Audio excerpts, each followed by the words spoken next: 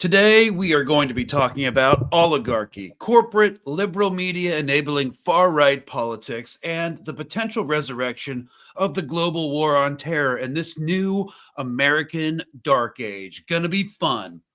So, a lot of people have been raising the alarm about the rise and consolidation of oligarchic control in America for a couple of decades now, such as like Noam Chomsky, Barbara Ehrenreich, politicians like even Ralph Nader, to the effect that the expanding social inequality and the seizure of power by the aforementioned oligarchic class, in conjunction with their bought and paid for politicians, has systematically destroyed democratic institutions. We definitely want to include the Democratic Party in that, but also the media, academia, the legislature, Congress, and the Senate, the stacking of the courts and in the judiciary with Christian fascists and corporatists, our electoral process, which is essentially a form of legalized bribery by the ruling and corporate class, the destruction of labor unions, all chasing the bog lights of neoliberalism. Look, a lot of stuff going on, but in short, this was a long time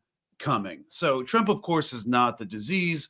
He's the symptom. He was meant to drain the swamp. That's what he campaigned on his more moderate, it seems, first presidency. But instead, he was in fact belched up from the swamp itself. He loves the slimy morass, and he has convinced many Americans that they do too.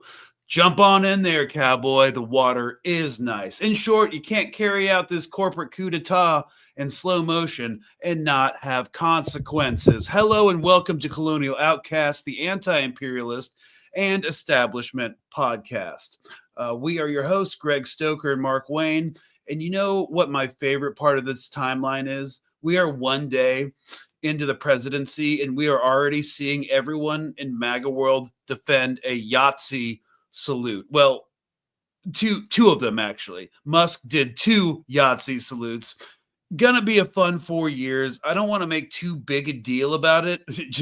Just kidding. I'm using this salute as an opener to talk about liberal media facilitating the rise of fascism in the 1930s, and it seems to be happening again. Technically corporate media, but it's all one package. So millions of people saw you do that. What are people in Magaland going to do? But anyways, hey, Mark, how's it going? We're one day in. How we feeling? Tuesday. It's a Tuesday. So, yeah, long weekend.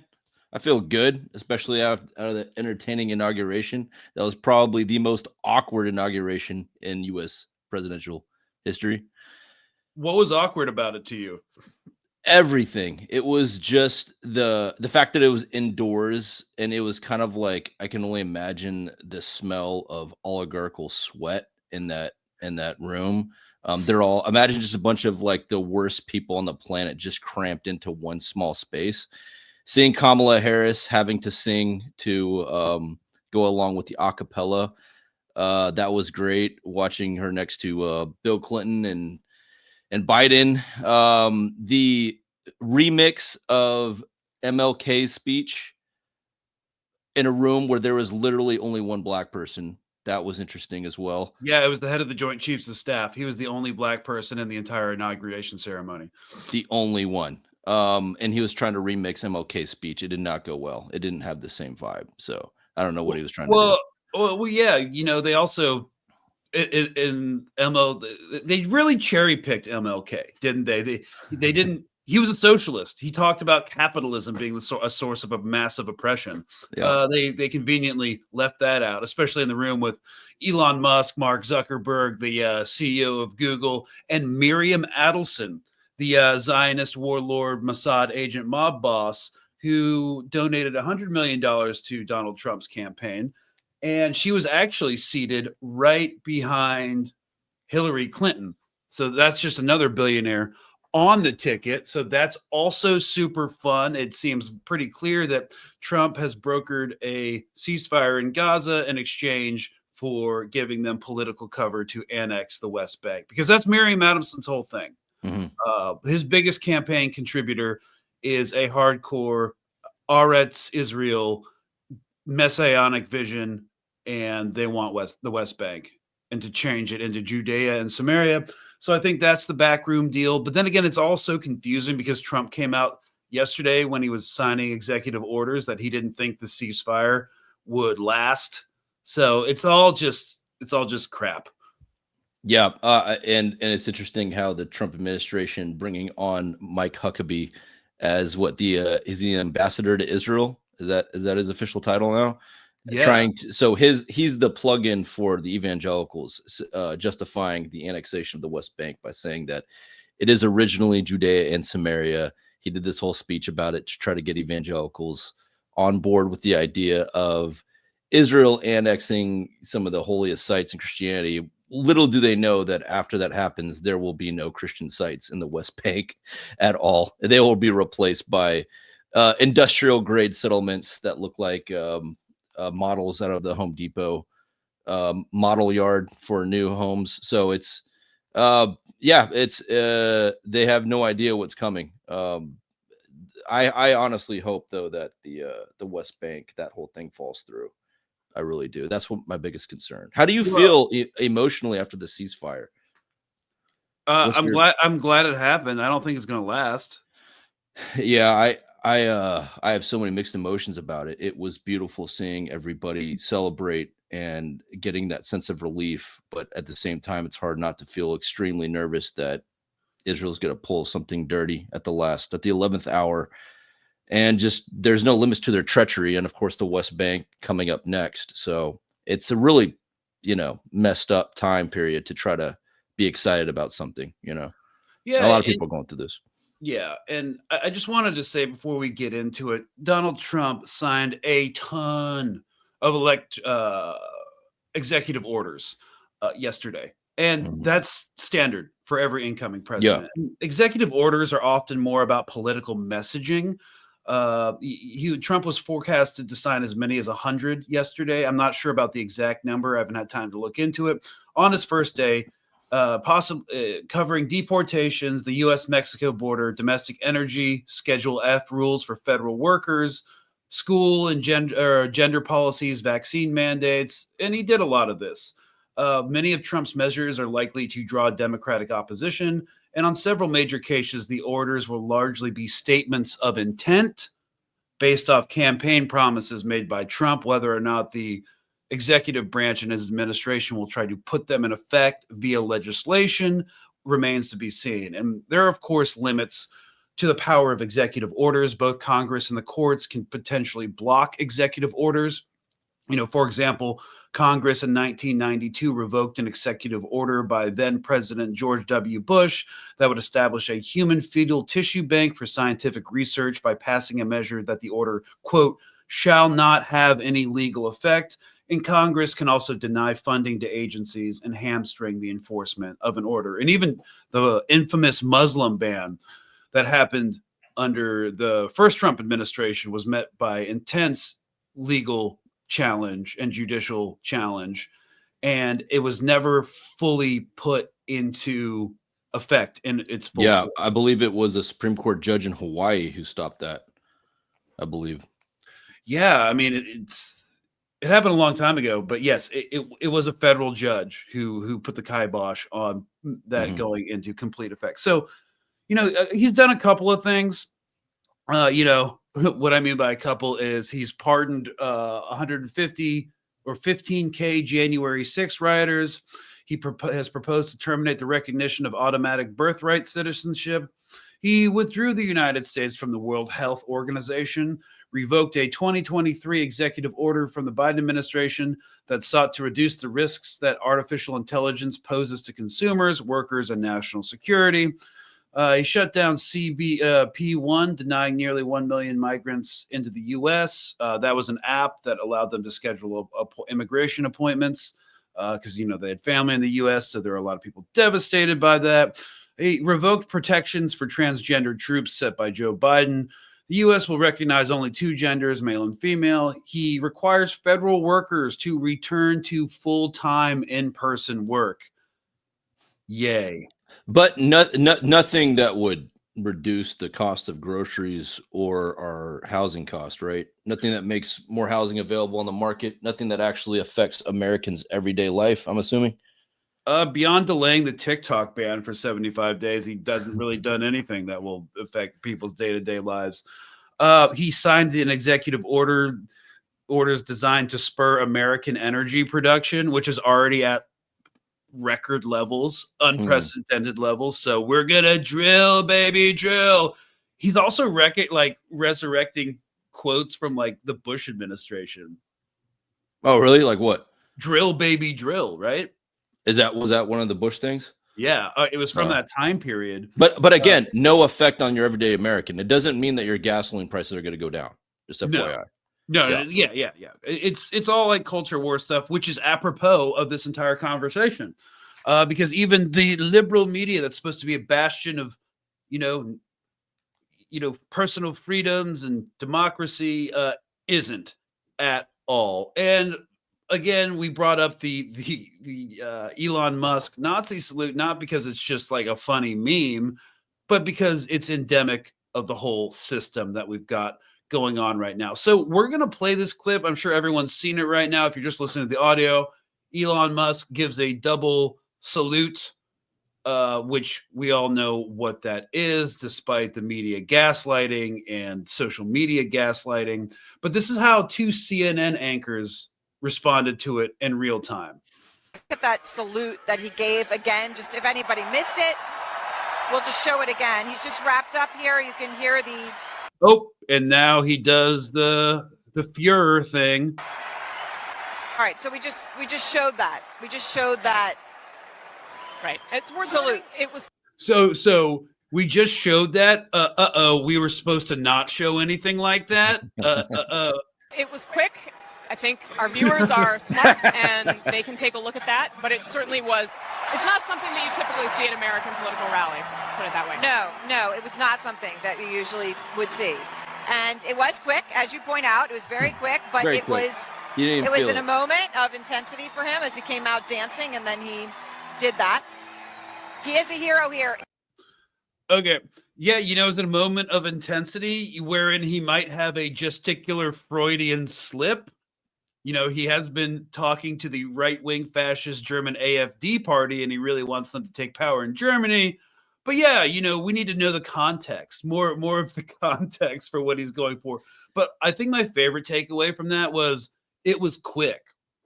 It's quick. You didn't even feel it. Just a little bit. Yeah, it's interesting. I go on his Twitter. I go on Twitter to stalk his account sometimes and just see what he's posting.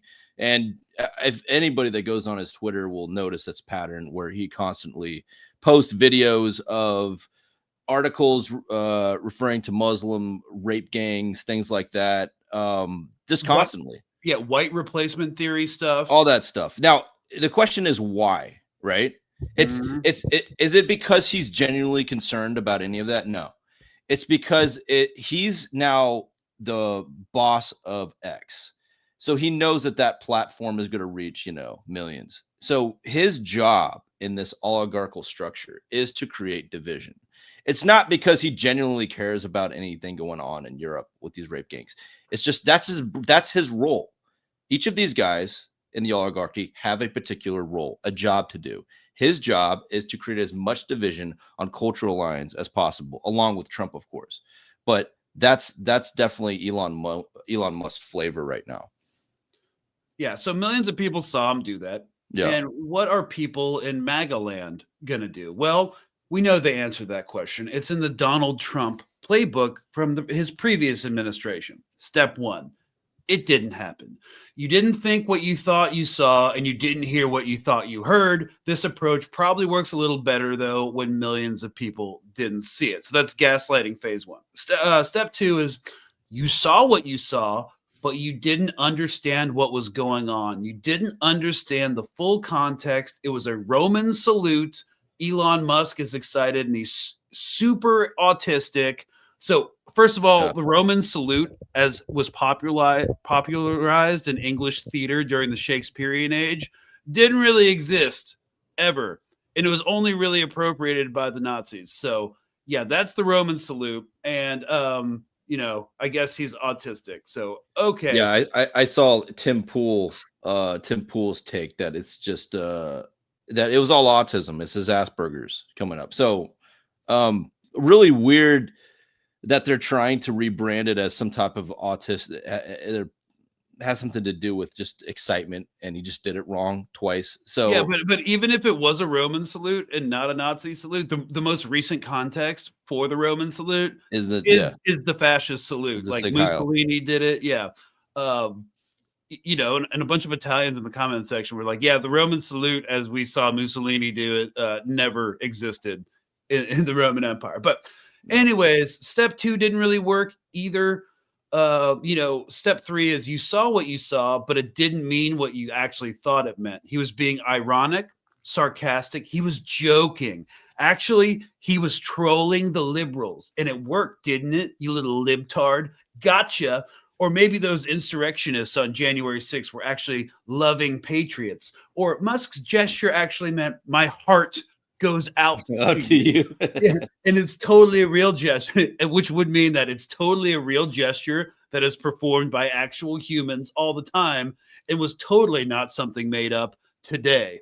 So let's hear the ADL's response to this. Seeing as the ADL is the bastion of protection for the Jewish people, which they're not. They're just simply another arm of Zionism. This is their response to it. This is a delicate moment.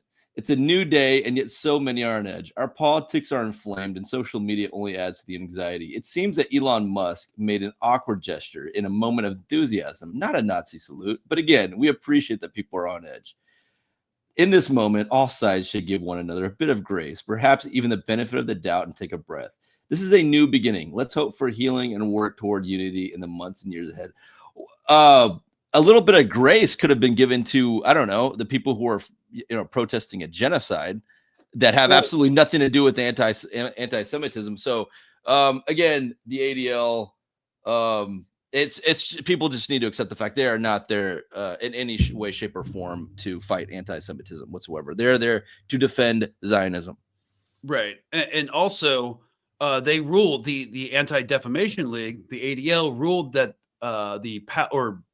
put out there that the Palestinian kufiya was the modern day swastika, but actually Nazi salute was a quote awkward gesture. So step 4 of the Trump playbook is, depending on how it all is received and how well it goes, it might just end up, you saw what you saw and he meant what he meant and he did exactly that. And what are you going to do about it? So, yeah, and that's what are you going to do about it, and how are you going to interpret this?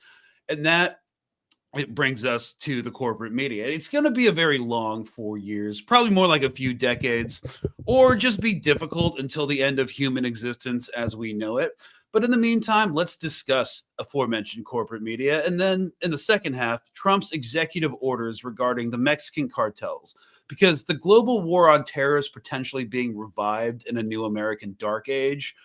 Also, there's more of a localized sense of imperialism with Greenland, Canada, and the Panama Canal, which we've talked about before.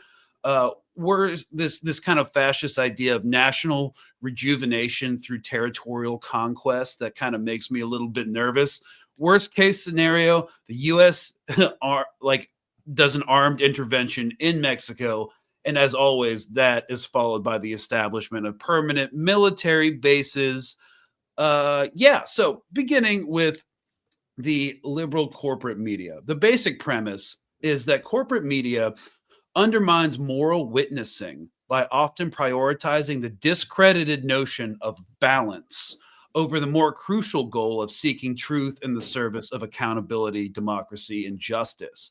For every argument, there's a counter argument, and we need balance. It's called journalistic responsibility. Well, that's been debunked for quite some time. It's actually irresponsible to, give a balanced approach when you see a Nazi salute. But anyways, of course, this reminds me of the Malcolm X quote. If you're not careful, the newspapers will have you hating the people who are being oppressed and loving the people who are doing the oppressing. Bearing witness is a crucial marker of a responsible press. and media, it brings to light the unnecessary suffering and hardship of those rendered voiceless and disposable, case in point the Palestinians, as well as the underlying forces that produce such conditions, capitalism and imperialism. It's what we have been doing since the genocide has begun in Gaza, and what we'll continue to do now that the full-blown annexation of the West Bank has begun. And this also serves this moral witnessing to challenge those who are willfully ignorant. We ideally want to challenge the lies concealed by claims of innocence, plausible deniability, or in Elon Musk's case, a combination of Roman salutes and autism in order to hold power accountable, making it visible and subject to exposure and resistance. Bearing witness does not guarantee justice, of course, and if it ever does, it generally takes a long time, but it provides the awareness necessary to turn propaganda against itself and mobilize people to function as a collective force of resistance. And this means power as a whole, left, right, wherever it comes from. In his farewell address, former President Biden has talked about the rise of the oligarchy, which he wouldn't be doing if he won, I don't believe. In typical elite fashion, he has framed the consolidation of wealth and corporate power as a left versus right issue to keep us fighting the culture war and not the class war. The liberal media will do this too and kind of echo his implied statements. Let's look at this NBC clip about the rise of oligarchy and how they basically intimate that it is a right-wing issue. Farewell address to the nation. President Biden is issuing a warning to Americans. I want you to listen closely. Today, an oligarchy is taking shape in America of extreme wealth, power, and influence that literally threatens our entire democracy. The oligarchy taking place, you heard him say. Well, that sent Google searches for the oligarchy. As I said in the beginning of this episode, it's been taking shape for like decades. Okay, we're like in a second Gilded Age right now. Shooting way up. People were wondering, what is an oligarch? What does this mean? Well, lucky for us, we've covered it right here on this show before. And in light of the president's comments, we wanted to break it down for you. So let's bring you to Russia. Watch. The modern Russian oligarch's story starts back in 1989. Mr. Gorbachev. And I get why they're framing oligarchy from a Russian perspective, but it also serves to paint the Trump administration as who has expressed Russian sympathies as the only people who are doing this, and not anyone aligned with the liberal class. Yeah, they're framing it like it's a new thing. Like this hasn't been shaping up, that the corporate structure in the United States as a whole is not the oligarchy itself. In other words, the people who own the very network of MSNBC and NBC and ABC and Fox News and CNN, they're all owned by one company. So that's the irony behind it. Tear down this wall. The wall fell, and soon after, in 1991, so did the Soviet Union. Eastern Europe is free. The Soviet Union itself is no more. This is a victory for democracy and freedom. After almost 70 years of Russian communism, where the state controlled everything, the Russian people saw huge political and economic change practically overnight. For most regular Russians, this seismic shift was chaotic. But for a select few businessmen known as oligarchs, they managed to rise to the top. The word itself is Greek, derived from oligarchy, and means rule of the few. An oligarch is one of those few. With the state no longer controlling major economic sectors, rich men who had been gaining wealth often in Russia's legitimate businesses and allegedly in the black market stood ready to take control if they had political connections. And many of them did.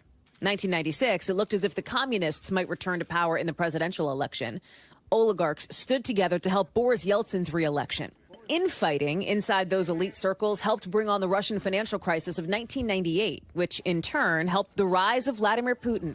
At the time, the future president was a lieutenant colonel in the KGB, reportedly gathering information on these oligarchs and the illegal ways they got rich. The oligarchs largely stood in line with Putin as he rose in the political ranks to prime minister, then president. And for the most part, they've stayed in line.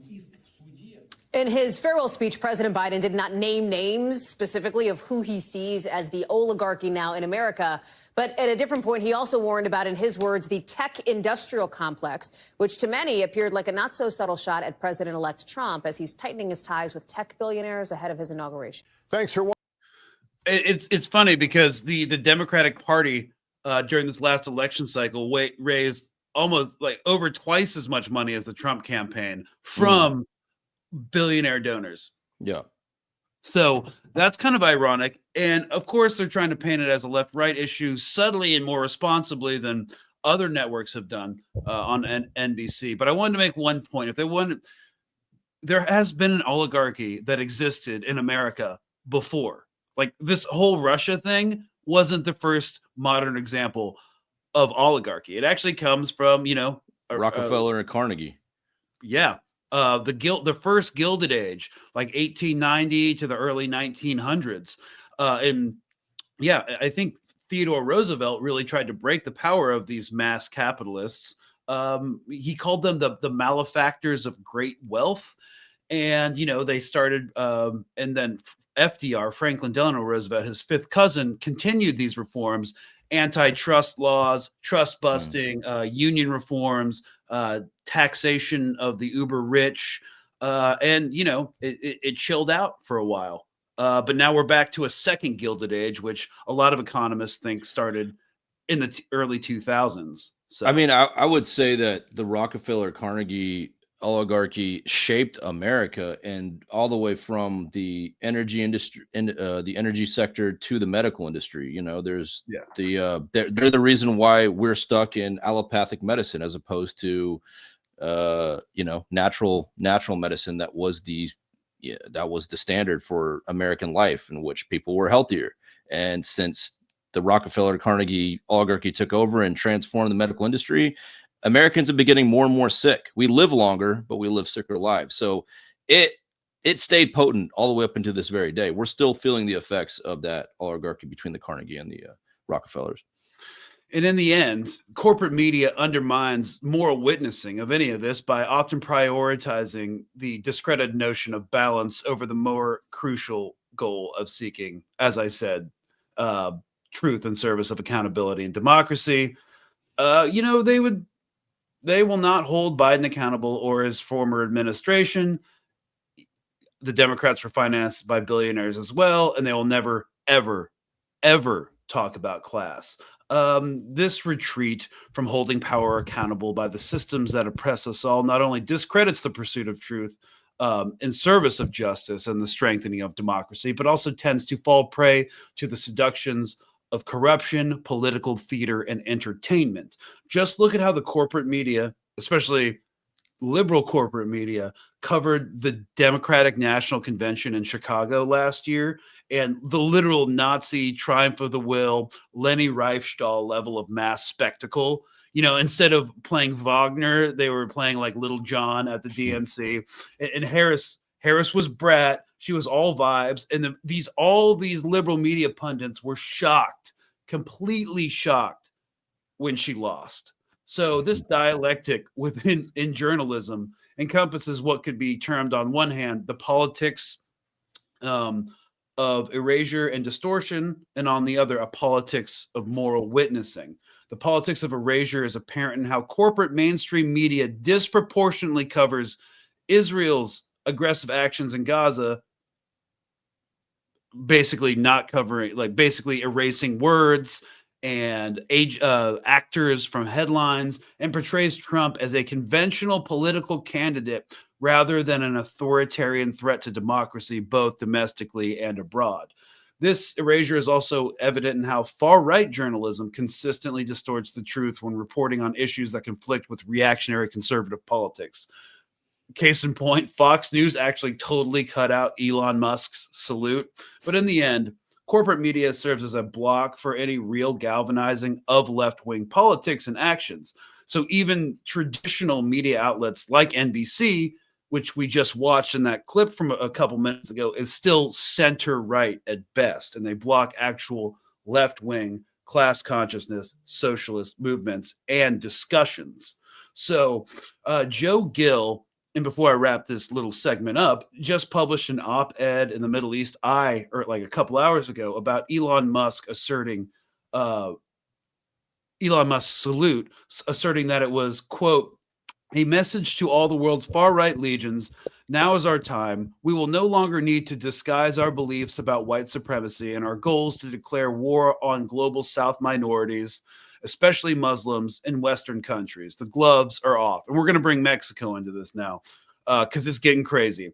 And okay, continuing the quote, and centrists do not want to see this, as they have largely enabled the far right to get into this position with years of policies that created greater inequality and poverty in the West, while funding and supporting wars and genocide in the Middle East. Musk is the personification of the 40-year failure of neoliberalism, now replaced by billionaire authoritarian rule. As another user on Musk's X platform succinctly put it, when they tell you who they are, believe them. So fascism has a contested definition, but a lot of similar things are happening right now. Blaming it all on immigrants and minorities coming into the country, blaming far left politics for, woke culture war issues, and also taking all the tax money and misspending it. They consider Democrats to be left wing and communists and socialists, which anyone who watches this show knows is patently absurd and it's just a talking point and is not rooted in any sort of reality. And here is my main concern. And what we're seeing right now, this idea of national rejuvenation through territorial conquest, getting Greenland's resources, kicking China out of the Panama Canal and securing our trade routes, fighting the cartels in Mexico and maybe controlling the Mexican border from their own side of the border. And yeah, these are all concerning, really concerning talking points given the greater context of the politics of the Make America Great Again movement. I just wonder what your thoughts were on all that. I've always just been curious about how much that will stick with the populace. Your average American, are they going to be able to connect their prosperity with this expansionism, with this American dominance, like militarily? Like, for example, when Donald Trump talks about drill, baby, drill, that for example, okay, that gets his base excited, but why? Why are they excited by that statement? Do they think that it's going to translate into cheaper gas prices and a better economy where they're going to get jobs and cost of living goes down? They're going to be able to afford a home. What is it that this rhetoric being pushed by Trump that sounds victorious, I guess, from like, if you owned an oil company, literally, well, it sounds victorious even from like a national rejuvenation standpoint. Right, but how does that translate to everyday life for Americans that are suffering right now? Are they thinking about that right now? I don't know. See, that's the question. It's like we don't have a clear pipeline into seeing what the right-wing working class is thinking. And that's the result of us leftists not talking to them and not putting that effort in to talk to the right-wing working class, not the fascist right, but just your average American who may lean a little bit more conservative on things, and maybe they voted for Trump, but they're not like into this whole nationalism expansionist shit, who are being sucked into the Trump camp because we're not reaching out to them. So that's the problem I'm seeing, is that we need to start talking to the right-wing working class and asking them, do you feel like this is going to benefit you in your everyday life? Or are you just living vicariously through Trump's camp? And that's what I feel like a lot of this is. The people who support Trump, who are like, yeah, we're going to name Gulf of Mexico, Gulf of America. Trump's getting shit done. Like, are they excited because they're living just simply vicariously through Trump? That meaning, even if it doesn't affect their daily life, they're excited because their man is victorious? That's the question that we have to ask ourselves. So again, how this translates to the psychology of the right-wing working class is the utmost importance. We can stand here and analyze what Trump and his camp are doing and how the media is portraying it and how the liberal media have enabled it. But the real question we should be asking ourselves is that how do we connect to the right-wing working class and connecting these statements to their everyday life and their prosperity? Because that's what Americans care about. Well, yes, but there's also a narrative, and this brings in the cartels for our like final segment. Is it's not just about prosperity, it's about this idea of safety. Like that crime is committed by these illegal immigrants that are like asylum seekers, which a lot of people seem to think that they come from a mental asylum instead of being like actual political refugees. Yeah. There's this idea that they're all rapists, that transgender Yeah. people using women's bathrooms will lead to rape, when if you look at any sort of credible statistic, most people who endure sexual assault, both men and women, it's from someone they know, generally a partner, friend, or family member, not trans Right. people Yeah, but who are okay. like 0.1% of the population. So there's this idea of safety in there. And so in this idea of safety, like China is this foreign adversary, so that we need to I honestly think that that's falling apart on the ground with the everyday constituency. I honestly believe that Americans, they're not worried about China. Nobody's worried about Russia. Right now, they're worried about making rent, paying rent, affording the groceries, and affording childcare, and safety in the sense of not going homeless. So I think that we should be, asking everybody, like, do you feel like who around you has been directly affected by an illegal immigrant directly? Who? I feel like it's just all in the ether.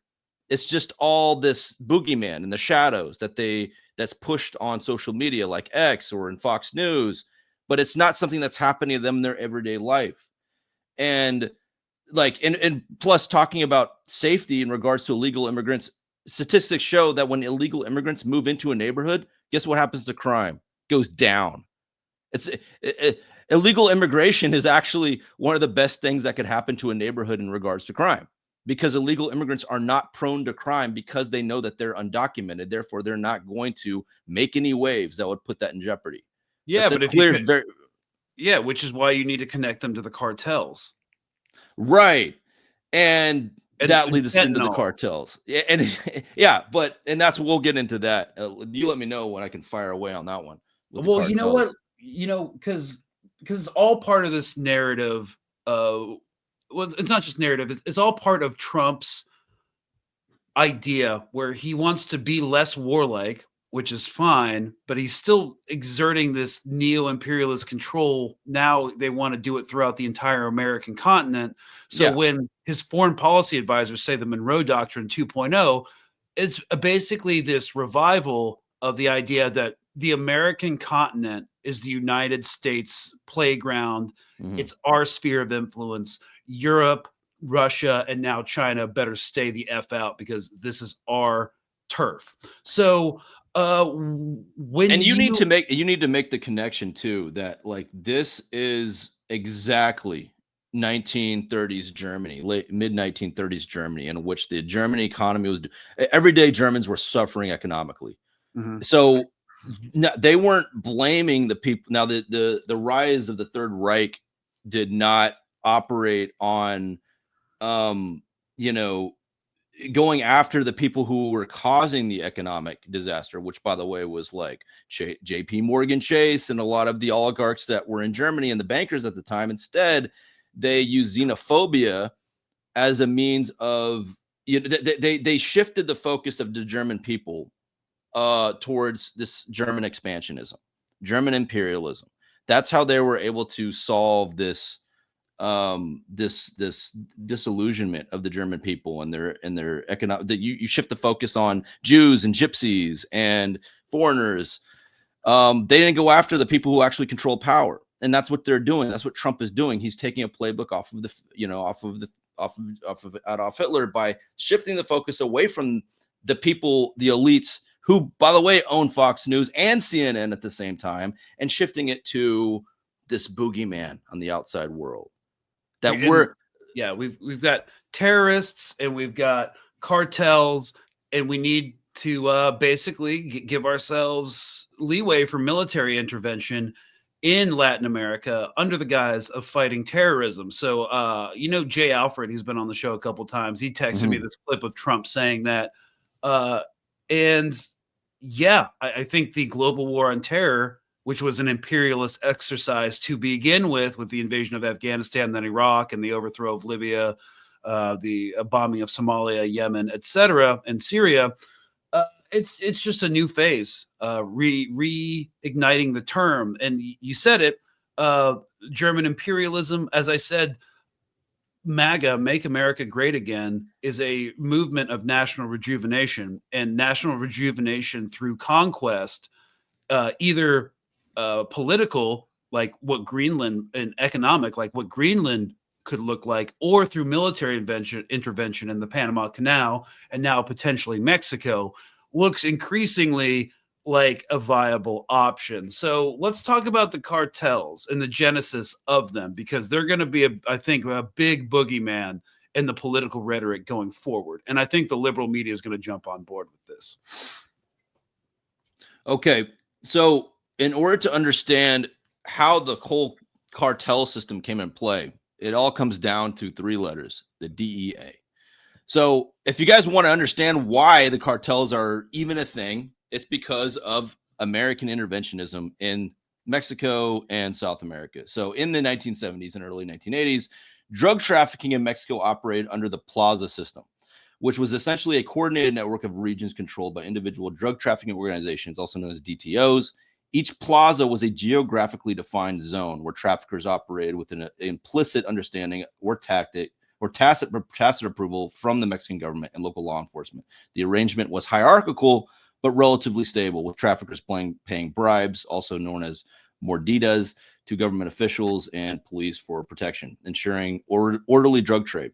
So the plaza system had 4 main characteristics: regional control. Each plaza was controlled by a local boss or jefe who had authority over trafficking routes and local operations within that region. Coordination: the bosses worked cooperatively, often with tacit agreements to avoid conflict between plazas.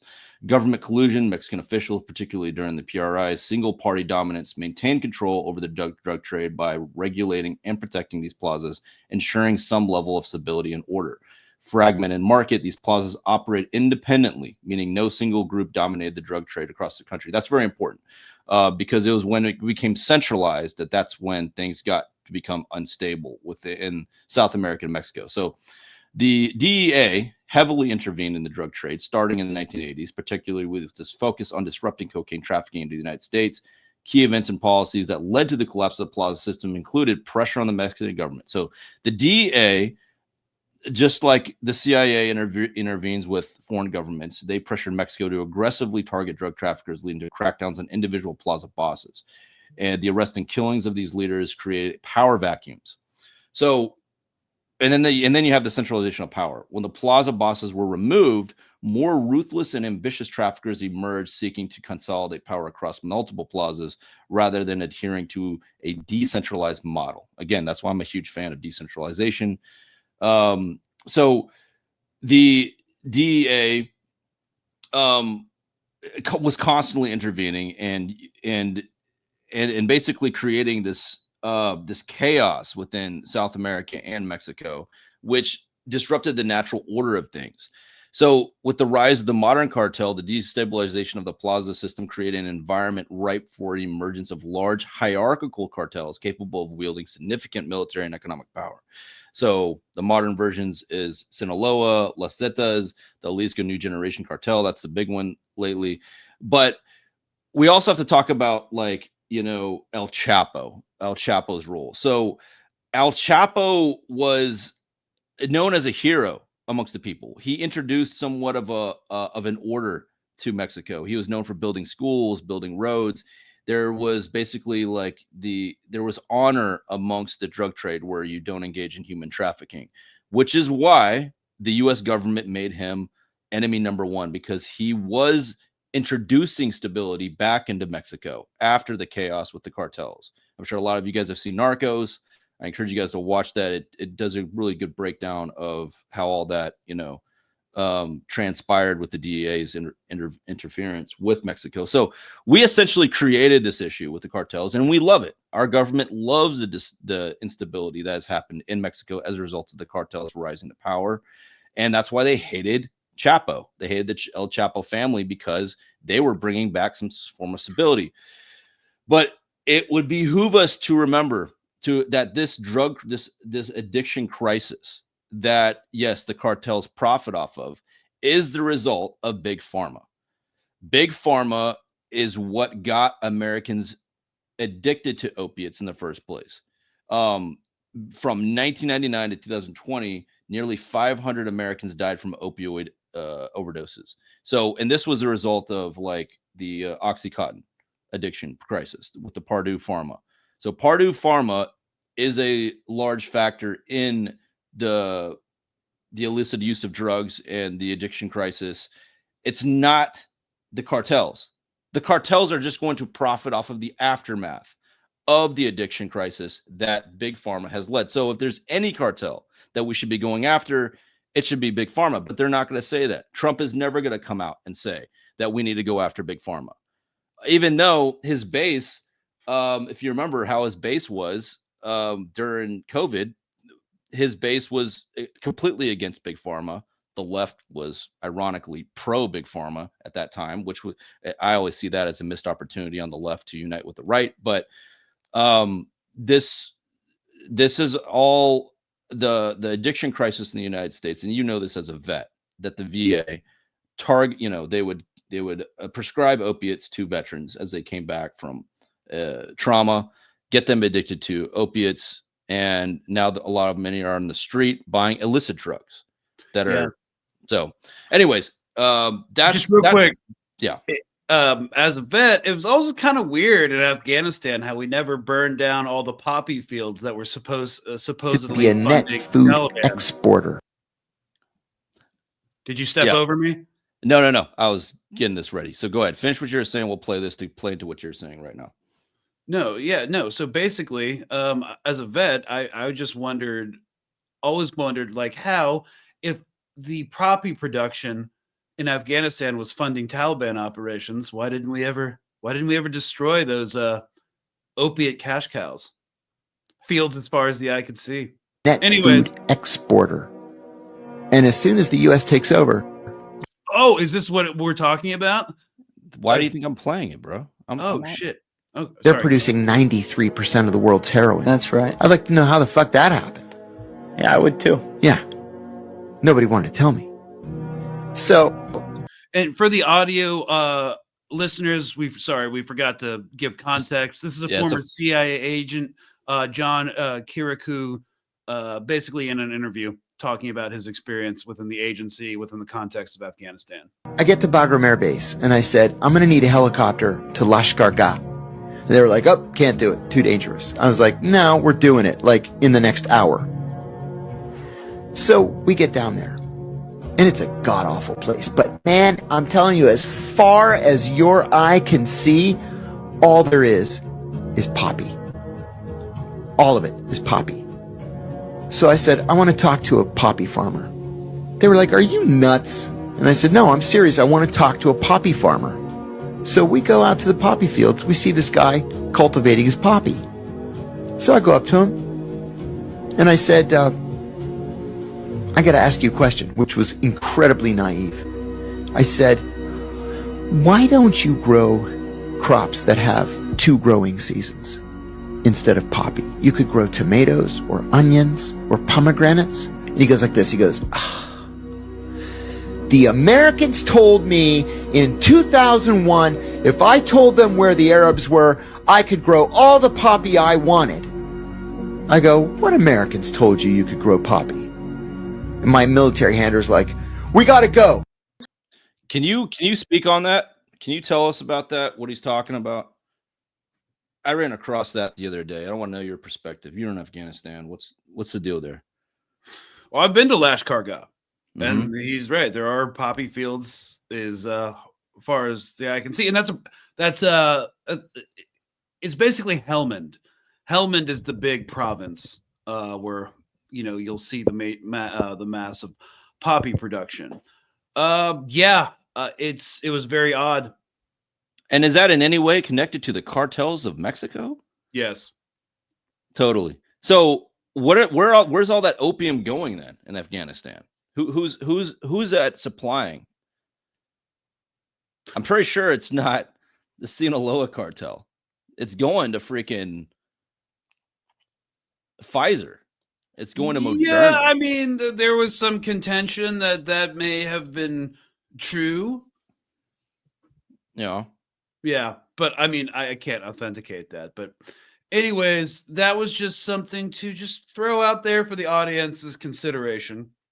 It was always bizarre to me that if this was the main cash cow for the Taliban and we were fighting the Taliban, why not burn the poppy fields and, provide humanitarian aid to give these farmers something else to grow that's also lucrative. But, I was just a young 20-something-year-old, and what the fuck did I know? So just some food for thought. But coming back to this idea of the Mexican cartel in the context of Trumpian imperialism in the name of national rejuvenation. Let me just read for the next couple minutes an article put out 2 hours ago at the time of recording here on Tuesday, January 21st, from the National Criminal Justice Association. So, crime and justice news. Trump designates Mexican cartels as foreign terrorist organizations, FTOs. The Trump administration is designating Mexican cartels as FTOs as part of a crackdown on drug trafficking across the U.S.-Mexican border, President Trump said during his inauguration speech on Monday. Trump promised to, quote, use full and immense power of federal and state law enforcement to eliminate the presence of all foreign gang criminal networks, unquote, through the Alien Enemies Act of 1798. So we're going all the way back to 1798 for enforcement of these drug policies, which allows the government to round up foreigners who are citizens of a country that Congress has declared war on or that it is engaged in a, quote, invasion or predatory incursion, unquote. The terrorism designations are not a declaration of war, however. A foreign terrorist organization designation bans Americans or anyone who wants to immigrate to the U.S. from providing any kind of material support to a designated terrorist group and allows victims of terrorism to sue alleged FTO supporters for compensation. Meanwhile, a specially designated terrorist organization or SDGT designation allows the U.S. Treasury to seize a group's assets. Trump's executive order will apply to both FTO and SDGT designations and will include non-Mexican gangs as well, such as El Salvador's MS-13 and Venezuela's Tren Aragua. So, giving us more powers to intervene in El Salvador and Venezuela. Unlike other U.S. sanctions, the FTO and SDGT lists don't include exemptions for free speech or humanitarian aid.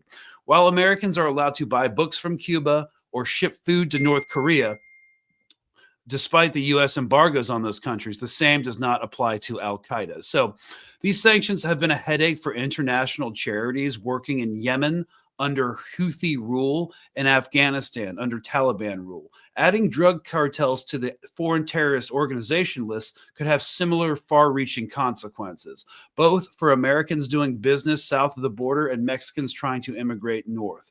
Quote, because cartels are so, quote, closely intertwined with legitimate businesses, in mafioso-like protection rackets, so the local businesses don't really have a lot of choices. Many people are forced to pay them off or be killed. Under U.S. law, that could count as material support to terrorism.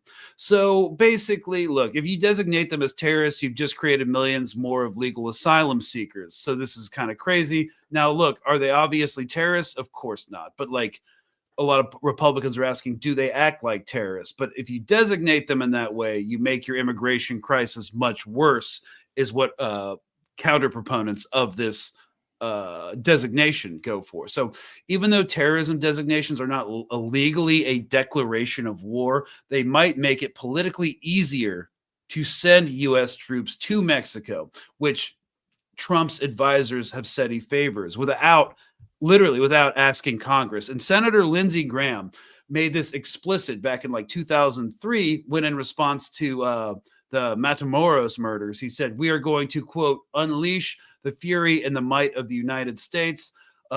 Lest anyone not get it," he explained, "it is now time to get serious and use all tools in our toolbox, not just in the prosecution way, not just in the law enforcement lane, but in the military lane as well."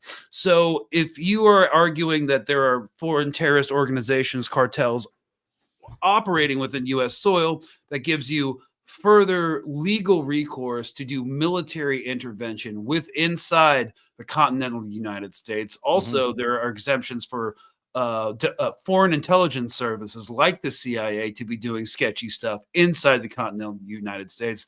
It also gives you legal justification, or at least paves the way for legal justification, of armed intervention in places with designated terrorist organizations like Mexico, El Salvador, and Venezuela. Yeah, it's the it's so ironic that we're seeing Trump's base cheering on a McCarthyian police state that they were so paranoid of in the glory days of Alex Jones, when he was talking about a police state is coming, and they were paranoid of that. Now that same demographic is cheering it on because it's been rebranded. That's the power of branding. Well, in this Rand Corporation article, designated, should Mexico's drug cartels be designated a FTO? This was a commentary, an op-ed from the Rand Corporation, which is generally a pro-war think tank. It was published in March 22nd of 2023. It says, quote, "However, drug trafficking is already a serious crime in the United States, and there are ample statutes to deal with it. While 700 would-be jihadists were successfully convicted for supporting FTOs over the last 2 decades, tens of thousands have been incarcerated for drug trafficking offenses." There's already a legal apparatus to deal with drug trafficking. So, why do we need this? Even the Rand Corporation's like, this is kind of excessive. Yeah. Which was surprising when I read that article from the Rand Corporation. There's no limits to how this can be abused against Americans who have literally nothing to do with cartels, terrorist organizations, or any type of, what's crazy is cartels are already designated as TCOs, transnational criminal organizations. So we can already see, the U.S. government could already seize their assets if they have access to them. So that whole designation too, that the legal framework that came out of that also gave the United States government more abilities to be invasive into our financial privacy. Like, they can go into your bank account and see how much money you have. Back, like a few years before that was passed, it was considered completely taboo for the U.S. government to have that much invasive capabilities of seeing how much you have in your bank. That was considered, hey, what's the government doing? Like looking at my bank account. But now they can, based on this legal framework. And you got, Trump's base is cheering that on even further now, which begs the question. So, okay, like you're a Trump supporter and you're all about this stuff. Okay, what happens when your man gets out of office and you get a Democrat? Then you're going to complain about it, that the government has so much power because the Democratic president's in power and has this authority. So again, like the Democrats will complain that Trump has this authority, but the Democratic president before him laid the groundwork for Trump having this amount of power. It just builds on each other. It's the ratchet effect, right? You have a Democratic president will establish some invasive powers to the federal government. A Republican president comes into power, and he doesn't get rid of that. He just builds on top of it, but using his own branding, whether it be like, paranoia over the cartels or whatever, So in like paranoia over the cartels, and like you have like neocon politicians like Lindsey Graham say, we need to attack the cartels. I mean, it would most likely look like drone strikes, but it could easily escalate into a broader conflict, making this situation even worse. like I can see like in response to attacks on their leadership and threats to their livelihood, the cartels would like actually start attacking Americans. Drug cartels could easily turn into like real terrorist organizations. Yeah. And over 1 million US expats live or work in Mexico.